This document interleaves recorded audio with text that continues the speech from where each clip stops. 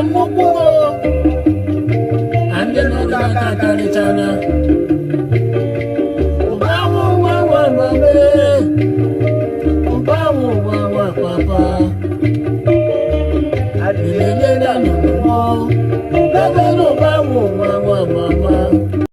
a beautiful Igbo music there with deep meaning.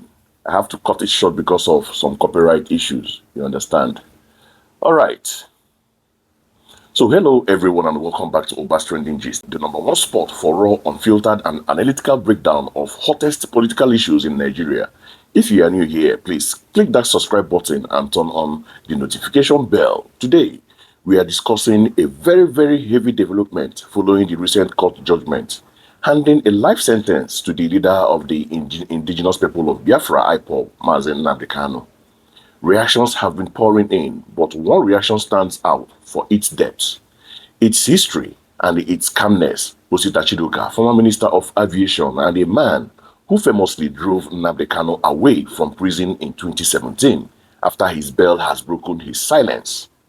He took to his Facebook page to release a statement titled "On the Conviction of Nnamdi Kanu, a call for calm, responsibility, and a path to peace." So let me read a bit of what he wrote, then you can visit his Facebook page to read the full statement. But I will summarize and analyze what Chidoka'S wrote. And I quote, "On the conviction of Nnamdi Kanu, a call for calm, responsibility, and a path to peace."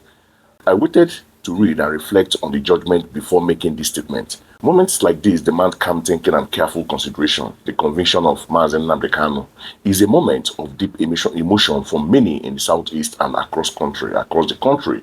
I urge our youths, Ipob sympathizers, and all concerned citizens to remain calm and avoid actions that could deepen tension in an already fragile environment. Violence will not advance our collective cause. It will only multiply our losses. I ask you to trust that pathway to resolution will be fully explored.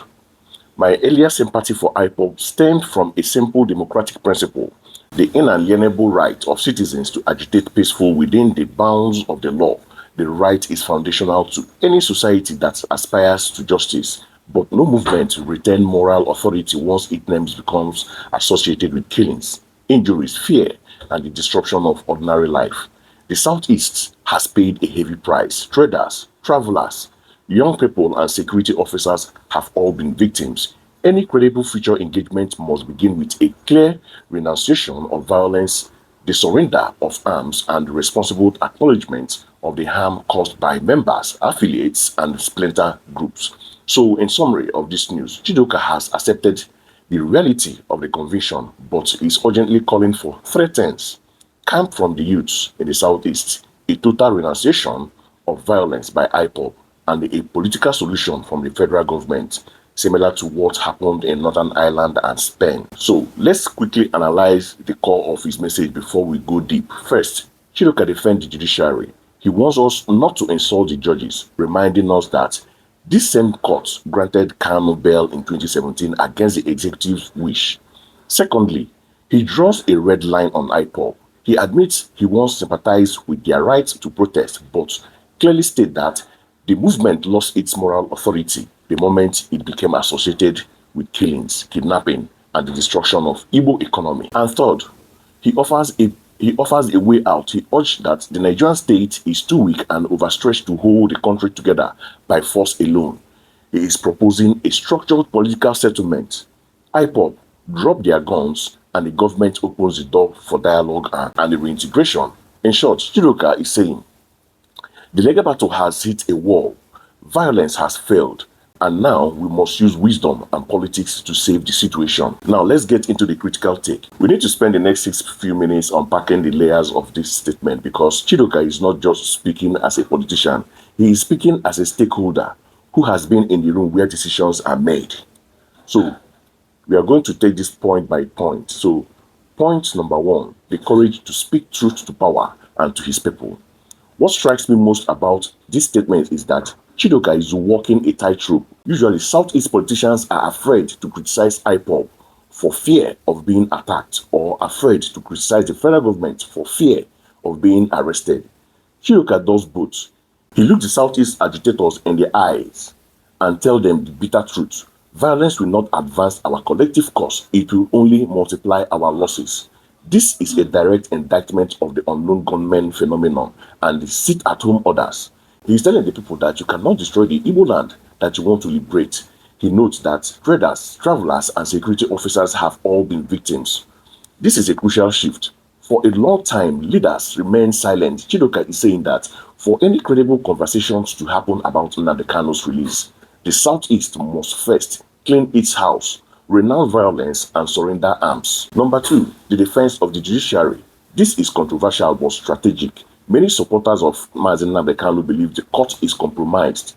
Chidoka, however, reminds us of 2017. He said, I play a quiet but decisive role in ensuring that the judiciary's decision to grant Mazi Nnamdi Kanu bail was respected. Why is he saying this? He is trying to prevent anarchy. If the people lose total faith in the court, the next step is total war. By saying we may question judgment, but we must never undermine the dignity of judiciary. He is trying to keep the window open for an appeal, or more importantly, for a political workaround that is stamped by the court. He acknowledges that the judgment raises questions about proportionality, but he insists the institution must be respected. Point number 3, the Good Friday proposition. This is the intellectual heart of his argument. He cites the Irish Republican Army and the ETA in Spain. For those who don't know, the IRA fought the British government for years with bombs and guns, but eventually they realized they couldn't win by force. And the British realized they couldn't kill their way to peace. They signed a Good Friday agreement. The militants disarmed and they were allowed into politics. Chidoka is telling the presidency, look at history, you cannot bomb an ideology out of existence. He says, force alone cannot hold a diverse nation together. He is challenging the National Council of States and the presidency to stop viewing Mazi Nnamdi Kanu purely as a criminal legal case and start viewing it as a political crisis that needs a roundtable solution. He calls for a supervised process of dialogue, rehabilitation, and reintegration. Number 4, the state of the nation. Chidoka points out that Nigeria is overstretched. We have bandits in the north, economic hardship everywhere, and global scrutiny. He is practically telling the federal government, do you really want to keep a permanent war front open in Southeast? He argues that it is in the federal government's best interest to cut a deal now, a deal where the government looks benevolent by offering peace, and the agitators look responsible by dropping their weapons. Point number 5, the message to Igbo.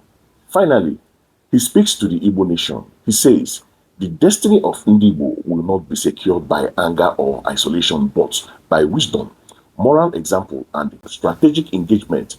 This is the hardest pill to swallow for many who are angry, but the reality of politics is that you need allies. You cannot fight the North, the West, and the federal government all at once and expect to win the presidency or achieve a referendum. Chidoka is calling for a return to the drawing board. Diplomacy over insurgency. So, what is the verdict? We'll see that Chidoka has laid out a blueprint that is likely the only way Nnamdi Kanu comes out of this life sentence without the country burning down. The legal route has resulted in a conviction. An appeal will take years. The only shortcut is political solution, but for that to happen, the violence in Southeast must stop. The government cannot negotiate with people holding guns, and the government must be willing to swallow its pride and talk. It is a call for accountability, courage, and negotiation. The question is, does the current administration have the courage to offer an olive branch?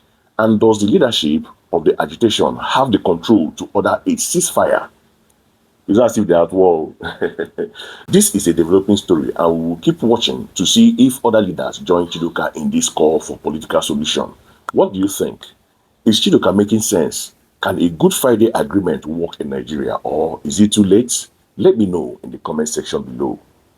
Don't forget to like, share this video so others can learn, and subscribe to Obas Trending Gist. I'll see you in the next one.